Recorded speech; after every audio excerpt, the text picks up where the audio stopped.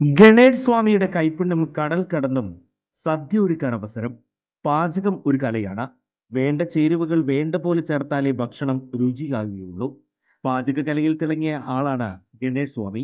വടക്കാഞ്ചേരിക്കടുത്ത് കുമ്പളങ്ങാട് പള്ളിമണ്ണ പുത്തൻമഠത്തിൽ സൂര്യനാരായണൻ ലക്ഷ്മി ദമ്പതികളുടെ ആറാമത്തെ മകനാണ് ഗണേഷ് സ്വാമി.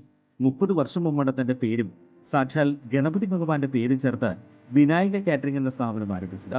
അതുകൊണ്ട് തന്നെ തന്റെ കർമ്മമണ്ഡലത്തിൽ ഇതുവരെ വിഘ്നങ്ങളൊന്നും സംഭവിച്ചിട്ടില്ലെന്ന് ഗണേഷ് സ്വാമി പറയുന്നു. ഗണേഷ് സ്വാമിയുടെ സദ്യയുടെ രുചി അറിഞ്ഞവരാണ് അറേബ്യൻ രാജ്യങ്ങളിൽ വരെ സദ്യ ഒരുക്കാൻ ഗണേഷ് സ്വാമിക്ക് അവസരം കൂടിക്കില്ല.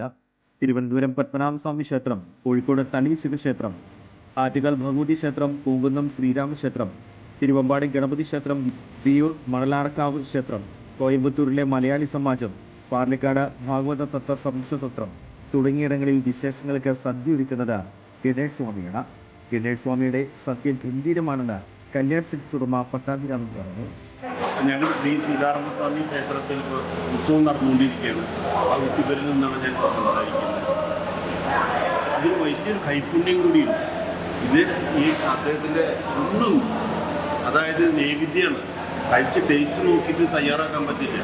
അപ്പോൾ കൈകൊണ്ടാണ് മധുരമായാലും ഉപ്പായാലും ഒക്കെ ഉണ്ട്.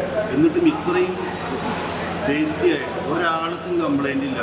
മാത്രമല്ല ചില ദിവസം 1500 ആവും, ചിലപ്പോൾ 2000 ആവും, 2500 ആവും. ഈ ക്രൗഡിൽ ഇങ്ങനെ നടന്ന് നോക്കി അവരെല്ലാവരും തൃപ്തിപ്പെടുത്തേണ്ട അരി വേണ്ടി വന്ന് ഇടാനോ സാമ്പാർ ശരിയാക്കാനോ എല്ലാത്തിനും അത് വലിയൊരു പ്രാവീണ്യം തന്നെയാണ്. അത് ഒരു MBA കോളേജിലോ ഒന്നിലും പഠിക്കാൻ പറ്റില്ല. അത് ഒന്ന് ദൈവാനുഗ്രഹം, ഈശ്വരാനുഗ്രഹം വേണം. 2 കലയോടുള്ളൊരു താല്പര്യം വേണം. മാത്രമല്ല ഞങ്ങളുടെ ക്ഷേത്രത്തിൽ തന്നെ അങ്ങനെ പണത്തിൻ്റെ പിന്നിൽ പോകുന്ന വ്യക്തിയല്ല. ഓരോന്ന് കഴിഞ്ഞാൽ നമ്മളത് കണ്ട് കൊടുക്കുന്നത് സ്വീകരിച്ച് പോകുന്ന വ്യക്തിയാണ്. കൂടെ പണിയെടുക്കുന്നവരുടെ കൂട്ടായ്മയ്ക്കും ആത്മാർത്ഥതയുമാണ് തന്റെ വിജയ രഹസ്യമെന്ന് ഗണേഷ് സ്വാമി പറയുന്നു.